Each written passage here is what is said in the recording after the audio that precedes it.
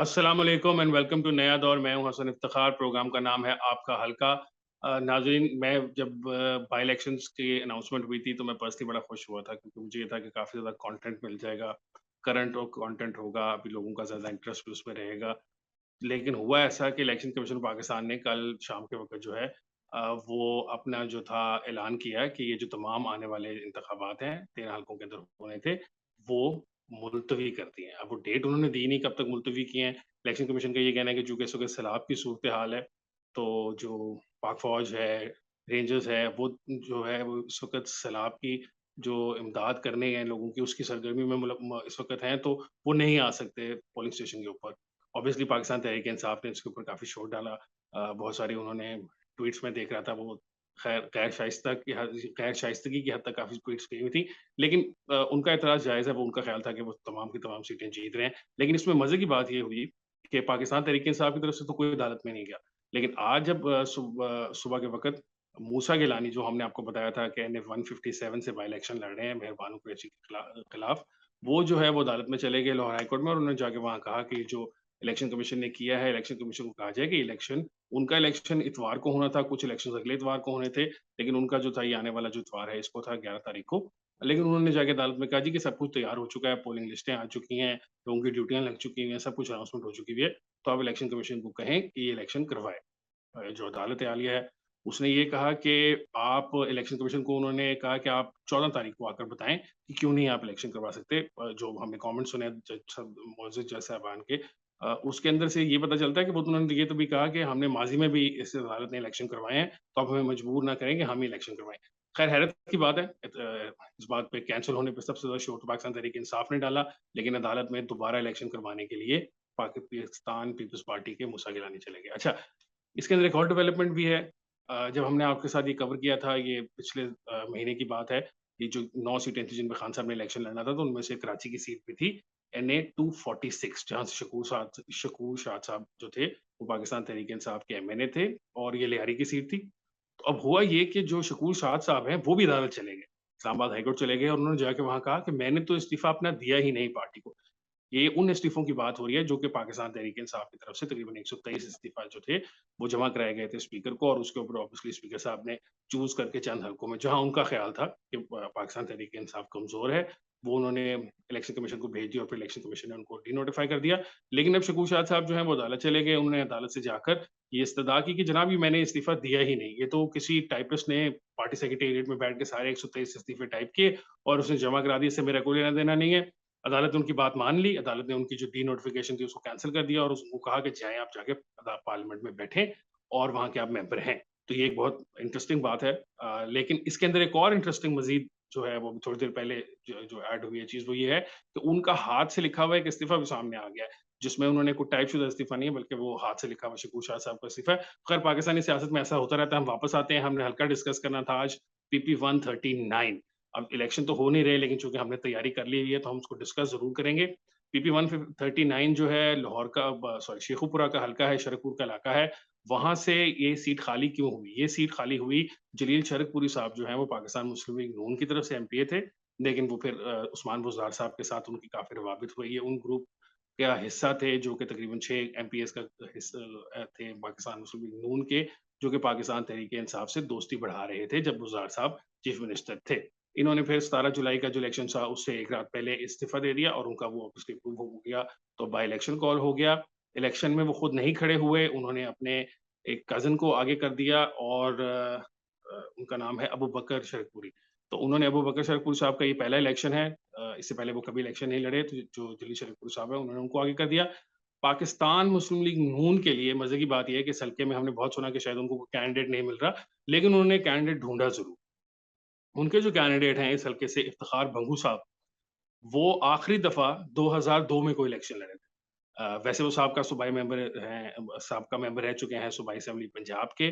1988 के अंदर आईजीआई के टिकट पे वो इसी हल्के से मुंतखब हुए थे, सूबाई असेंबली के मेंबर। तो आप ये हिसाब लगाएँ कि उन्होंने दुनिया की जो सियासत है वो नौजवानों की तरफ जा रही है, आगे की तरफ जा रही है, लेकिन पाकिस्तान मुस्लिम लीग नून ने बहुत ही पुराना हीरा ढूँढ के ले आए। अच्छा, इसके अंदर मज़ीद भी मज़े की बातें हैं। जो इफ्तिखार भंगू साहब हैं, इनके जो बेटे हैं वो 2013 में पाकिस्तान तहरीक-ए-इंसाफ के टिकट पर यहाँ से इलेक्शन लड़े थे, उन्होंने 7,000 वोट लिए थे। तो अब जो इफ्तिखार भंगू साहब हैं, खुद मुस्लिम लीग नून के टिकट पे इलेक्शन लड़ रहे हैं, जिनका कैंडिडेट जो है वो नून लीग के टिकट पर जीता था, लेकिन अब वो जो है पाकिस्तान तहरीक-ए-इंसाफ के टिकट पर उनके खानदान का एक और शख्स इलेक्शन लड़ रहा है। तो अगर आप भी कन्फ्यूज़ हो गए हैं, तो कुछ ज़्यादा कन्फ्यूज़ होने की ज़रूरत नहीं है। इसके अंदर मज़ीद भी चीज़ें हैं। अगर हम जलील शरकपुरी साहब की बात करें, तो जलील शरकपुरी साहब का अपना रिकॉर्ड भी पार्टी हॉपिंग का बहुत ज़्यादा मज़ेदार है। 2002 में वो इस हलके से के ऊपर का जो एमएनए का हलका था, एनए 132, उसमें ये 2002 में पाकिस्तान मुस्लिम लीग नून के टिकट पर यहाँ से एमएनए बने। इन्होंने शिकस्त दी पाकिस्तान मुस्लिम लीग कायदे-आज़म, पाकिस्तान मुस्लिम लीग हम ख़्याल के सदर थे, जनाब मियां मोहम्मद अज़हर साहब, उनको। और एक शिकस्त उन अज़हर साहब को यहाँ से हुई, एक शिकस्त उनको लाहौर में हाफ़िज़ सलमान भट्ट साहब की तरफ से हुई। तो 2 सीटें वो अपनी हार गए, पार्टी के सदर थे, पार्टी उनकी इक़्तिदार में आ गई, लेकिन वो वज़ीर-ए-आज़म नहीं बन सके। तो जलील शरकपुरी वहाँ पे मुस्लिम लीग नून के साथ थे, फिर ये पाकिस्तान तहरीक-ए-इंसाफ में चले गए। 2 दफ़ा पाकिस्तान तहरीक-ए-इंसाफ छोड़कर इन्होंने दोबारा जॉइन भी की एक दफ़ा, फिर दोबारा छोड़ गए। ऑल पाकिस्तान मुस्लिम लीग का जो है जनरल परवेज़ मुशर्रफ साहब की, उसका भी कुछ देर हिस्सा रहे। तो आप खुद देख लें कि ये एक छोटा-सा हलका है और उसमें पाकिस्तान की सारी सियासी जमातों की जो नुमाइंदगी कर चुके हैं और वही लोग हैं, नए लोग भी नहीं आ रहे। सेम फेसेस हैं, बस वो रिसाइकिल होकर नई सियासी जमातों के साथ की तरफ से आते जा रहे हैं। अब इस सबको डिस्कस करने के लिए हमने प्रोग्राम में जो दावत दी हुई है, वो हमारे एक्सपर्ट हैं, बहुत सब सीनियर सहाफ़ी हैं। जब मैंने सहाफ़त शुरू की थी, तो मैंने उनसे बहुत कुछ सीखा। वो शेखुपुरा में जंग अखबार के नुमाइंदे हैं, शेख सोहेल आहद साहब, हम उनसे बात करते हैं। जी, अस्सलाम वालेकुम सोहेल आहद साहब, वेलकम टू द शो। वालेकुम सलाम। How are you? सोहेल साहब, बिल्कुल ठीक-ठाक, अल्लाह का शुक्र। सोहेल साहब, ये बताइएगा, ये जो पीपी 139 है, मेरा पहला सवाल ही आपसे इस बारे में ये है, इस हल्के के बारे में, कि मैं देख रहा था कि पाकिस्तान मुस्लिम लीग नून ने एक ऐसा उम्मीदवार चुना, जो आखिरी दफ़ा उस ज़माने में इलेक्शन लड़ा था, जब सब लोगों के पास 3310 मोबाइल हुआ करता था, 2002 की बात है। 20 साल से उस शख्स ने इलेक्शन ही कोई नहीं लड़ा, तो वो कहाँ से ढूँढ के ले आए ये इफ्तिखार भंगू नाम के आदमी को, जिसको अब वो नए ज़माने के मॉडर्न वोटर के सामने लाके उन्होंने खड़ा कर दिया कि लें जी, इसके लिए आप वोट करें। बिल्कुल आपने दुरुस्त कहा, सियासी रवायात और सोसाइटी की रवायात एब्सोल्युटली चेंज हो चुकी हैं। इफ्तिखार बंगू साहब उन दिनों उस वक़्त के वज़ीर आला पंजाब नवाज़ शरीफ साहब के साथ 2 मरतबा काम करते रहे हैं, उनकी उनके साथ शनासाई थी। फिर अब इलेक्शन के जब शुरू हुआ तो ऐसे लोगों ने टिकटों के लिए अप्लाई कर दिया, जो उस वक़्त पैदा भी नहीं हुए थे। एक्चुअली ये हल्का बाकी वजीर तालीम राना तनवीर साहब के हल्के के साथ मुंसलिक है, इसलिए उनकी ही प्रायोरिटी, उनकी ही रिकमेंडेशन को ही एक्सेप्ट किया जाना था। उन्होंने पहले तो जाट बरादरी के लोगों को इकट्ठा किया, फिर उनको मुतफिक किया एक बंदे पे, क्योंकि ये बुजुर्ग आदमी थे। ये इनकी जो है ना उम्र पाकिस्तान से 8.5 माह ज्यादा है। माशाल्लाह, वो तमाम माशाल्लाह। लोग इफ्तिखार बंगू साहब पर मुतफिक हो गए। हालांकि वो अब काफी अरसा से एक्टिव पॉलिटिक्स में हिस्सा तो नहीं ले रहे थे। उनके 2 बेटे सुहेल और बलाल 2 मरतबा दोनों भाई मेंबर जिला कौंसिल तो बने थे, लेकिन वो भी उसके बाद एक्टिव नहीं हुए। लास्ट ईयर उनके एक बेटे ने एमपी का इलेक्शन लड़ा था। ही गॉट 2013 ओनली में। 2013 में he got 7,000 plus votes only. ये सूरत हाल थी। अब उनके पास और कोई चॉइस ना थी कि वो तो किसी एक सोहेल साहब, ग्रुप को लेकर मुस्लिम लीग नून का इतना बुरा हाल क्यों हो गया? हमने ये भी देखा कि इसके साथ के जो हल्के के एमपी हैं, उन्होंने भी अपने कागज़ात नामज़दगी जमा कराए थे और जब उनसे पूछा गया कि भई आपने क्यों कागज़ात नामज़दगी जमा कराए हैं? तो उन्होंने कहा कि जी मुझे भी पार्टी ने कहा है कि आप भी जमा करा दें। तो ये कोई फुकदान था अच्छे वहाँ पे जो कैंडिडेट था उसका, या शरकपुरी साहब का कोई नाम ही इतना बड़ा है, या उनके खानदान का वोट बैंक ही कोई इतना ज़्यादा है कि कोई डर के उनके खिलाफ इलेक्शन ही नहीं लड़ना चाह रहा था? असल साहब प्रॉब्लम ये थी कि अगर वो कह रहे थे कि अगर कोई भी मौजूद उम्मीदवार ना मिले तो फिर मौजूदा जो एमपी है मुंसलिक वाले हल्के से डॉक्टर अपना मियां रऊफ अहमद साहब, ये वही एमपी साहब हैं जिन्होंने पंजाब असेंबली के बाहर जलील अहमद शरीफुद्दीन के साथ एब्सोल्युटली तोहिना मेज रवैया अख्तियार किया था और लोटे लेकर उनका इस्तेमाल किया था।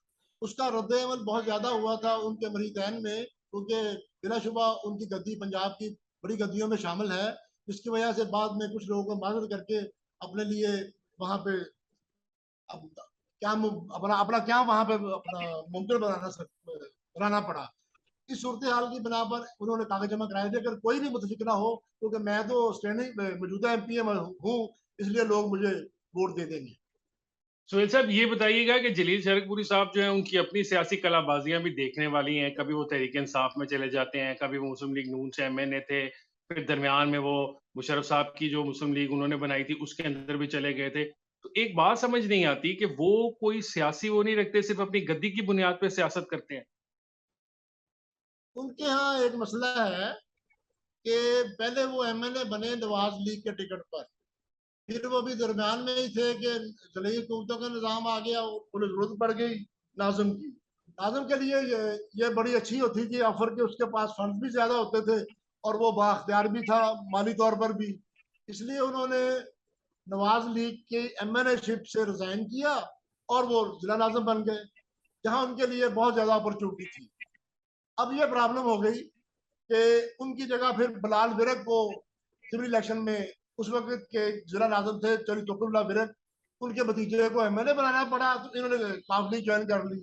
फिर ये बाद में चले गए नवाज लीग में, नवाज लीग से टिकट पर 2018 में एमपी बने, लेकिन चंद दिनों के बाद ही उनकी मोहब्बतों में पीटीआई के साथ इजाफा हो चुका था। ये बात बहुत कम लोगों को मालूम है, ये बात बहुत कम लोगों को मालूम है कि 2018 के इलेक्शन के चंद दिनों के बाद ही जब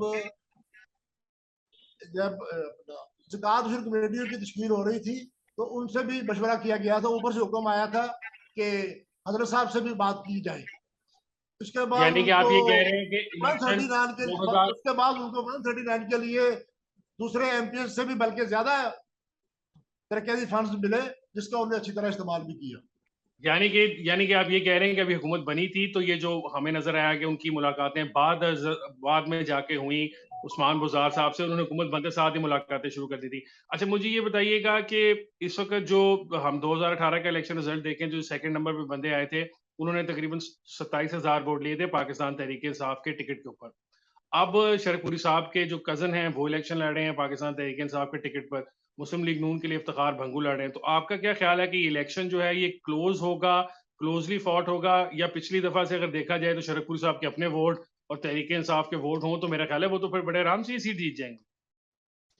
हसन साहब, मुल्क में इस वक्त इमरान खान का बयानिया उसी तरह प्रवास कर रहा है जैसे जेड भुट्टो का 1970 में चल रहा था। वो पंजाबी की कहावत मशहूर है कि वो खंबे को भी खड़ा करते थे तो वह मैन एमपीए बन जाता था। खुद मेरे शहर में 1970 के इलेक्शन में सबसे उस वक्त की कदावर शख्सियत चौधरी मोहम्मद हुसैन चट्ठा मरहूम मगफूर को एक गन्ना मंडी के ताजर चौधरी मुमताज अहमद ने शिकस्त दे दी थी, तो वो बाद में वो वजीर खुराक भी बन गए।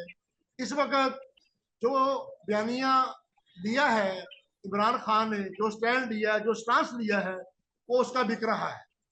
अब 139 की सूरत हाल ये थी कि अगर जलील शरीफुल्लाह साहब खुद इलेक्शन में दोबारा आते तो उनके उन पर एतराजात की बहुत ज्यादा गुंजाइश मौजूद थी।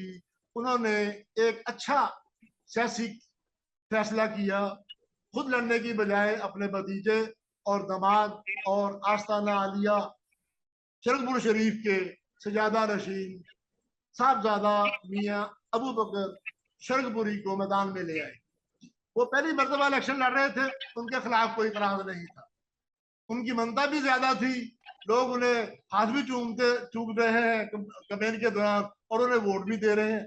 अगर सियासी मुबसरीन तो यही कह रहे हैं कि अगर इस सूरत हाल में साहबजादा मियाँ जलील अहमद शरकपुरी साहब खुद आते तो उन्हें टफ टाइम का सामना करना पड़ता और मे भी इलेक्शन पीटी नवाज लीग के लिए काफी अच्छा हो सकता था।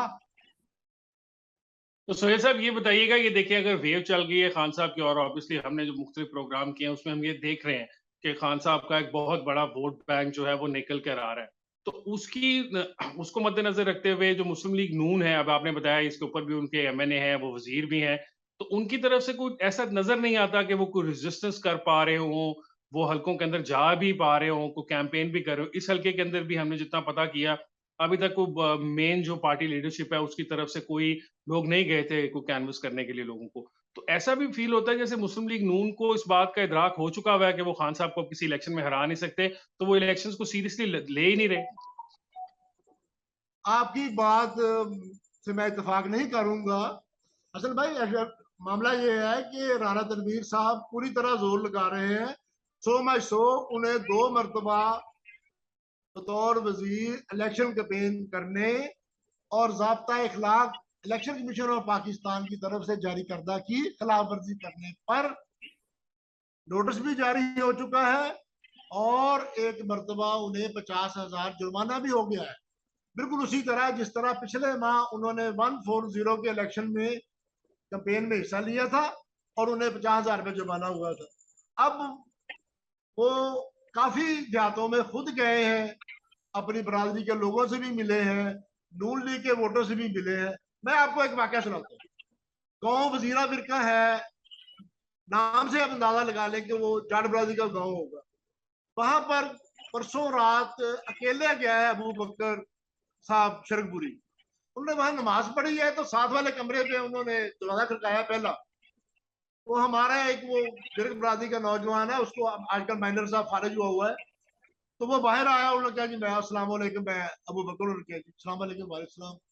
उन्होंने देखते ही देखते 200-250 बच्चा जो है ना 18 साल से 25 साल वाला, वो नारे लगाता आ गया, इमरान खान जिंदाबाद, इमरान खान जिंदाबाद, हम कदम बढ़ाओ, हम तुम्हारे साथ हैं। अब जो बुजुर्ग लोग हैं ना, वो तो नवाज लीग में है, वो सब कुछ उन्हें सपोर्ट भी कर रहे हैं, लेकिन ये जो है 18 से लेकर 25 साल वाला मामला, जो आज से 20 साल पहले कहा था कि मेरा वोट अभी जवान हो रहा है इमरान खान ने, वो उसकी बात दुरुस्त नजर आ रही है। अब देखें, 1 माह पहले इलेक्शन हुआ है मेरे शहर में, 140 पीपी का जमीन इलेक्शन हुआ है। अब उसमें 41,985 नए वोट बने थे। मुझसे दोस्तों ने पूछा, आप जैसों ने और कुछ सीनियर लोगों ने पूछा कि शेख साहब क्या बनेगा। मैं क्या, फैसला कुन वोट होना है 41,985। तो पहली दफा वोट बन रहा है जिस नौजवान का, वो वोट भी डालने जाएगा। वो इमरान खान की हर काल में भागा भी आता है कि जब चाहता है वो सड़क बना कर देता है, हम तेरे जानसार बेशुमार नारे मारते लोग आ जाते हैं। वही मामला हुआ बिल्कुल, ये अब आप यहाँ 662 नया वोट बन गया है पीपी 139 में। बेशक वहां नवाज लीग का वोट भी है, वहां लब्बैक वालों के भी वोट है। लब्बैक के वोट जो बरेलवी हमारे दोस्त हैं, हमारे बुजुर्ग हैं, उनका वोट डिवाइड हो रहा है बिटवीन कि 2000 शरकपुरी साहब 2018 के और अंदर भी लद्दाख वाले जो थे वो तीसरे नंबर पे आए थे, 18,000 तकरीबन उनके कैंडिडेट ने वोट लिए थे। वो दोबारा रऊफ साहब दोबारा कैंडिडेट थे और वो वही डॉक्टर हैं। राउत साहब ने लिए थे 17,000 प्लस वोट जी, 17,000 प्लस वोट 2018 2018 में। जी, और वो काफी बड़ा सिग्निफिकेंट पार्ट था, दोनों तकरीबन दोनों भाई 16%। मुकामी सतह पर क्लिनिक चलाते हैं, उनकी इलाके में काफी अच्छी रेपुटेशन है। वो काफी गरीबों का मुफ्त इलाज भी करते हैं।